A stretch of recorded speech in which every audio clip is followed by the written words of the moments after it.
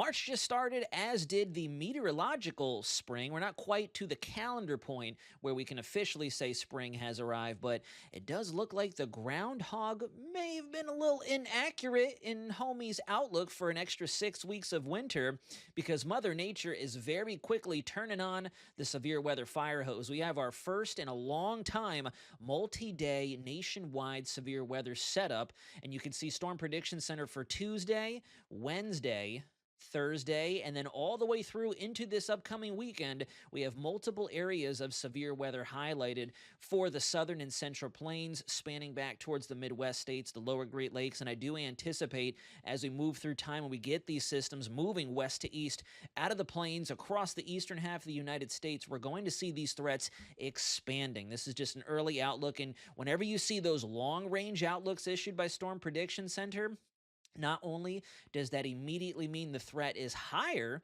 stronger storms and longer lasting strong storms, but it also means the confidence that these storms are going to occur is there, and they're trying to get you as much lead time as possible to make sure that your tornado and severe weather preparations are dialed in and you have a plan in case the alerts do drop in your local area. Here in Florida, the question remains, are we going to be getting any rain? Because right now we've got high pressure over the western Atlantic, steering all this moisture and unstable air over the plains, over Tornado and Dixie Alley, and that's where it looks to stay for a little while. This is the lookout there. As a matter of fact, I'm calling this the impact zone.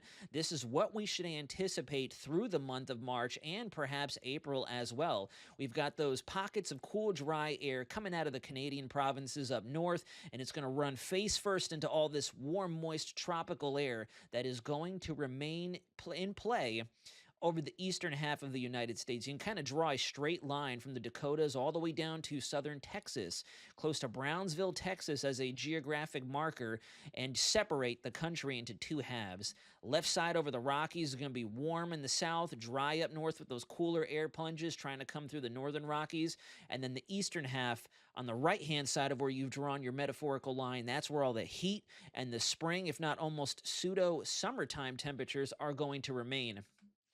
And this is where it gets interesting. This is the European model. I've been watching all of our computer models over the last 7 days.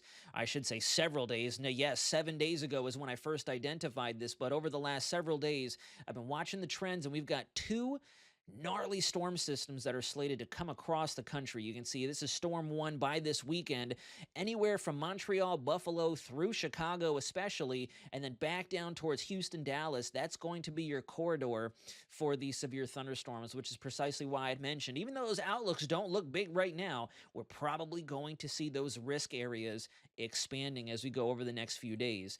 Then you fast forward towards Friday the 13th. Watch this. You get a little bowling ball piece of breakaway energy that works its way through California, Baja California, and then it gets sucked back up by our jet stream through the desert southwest. And again, you get a little bit of cooler air from up north, that bowling ball appendage that makes its way through the Four Corners states out west, and all this warm, unstable air that's just stuck out here over the eastern half of the country. And look at that. I'm calling that storm number 2. Once again, from Montreal, Buffalo, all the way down through to the Louisiana-Texas Gulf coastline. That is going to be your impact zone for that possible severe weather. And I really don't think we're going to be done here either. I think through the month of March, we're going to see these repetitive severe weather events and possible severe weather outbreaks with scattered to many tornadoes occurring across the heart of the nation. And then the question is, especially looking at storm number 2, how much of it comes down here to the Sunshine State of Florida?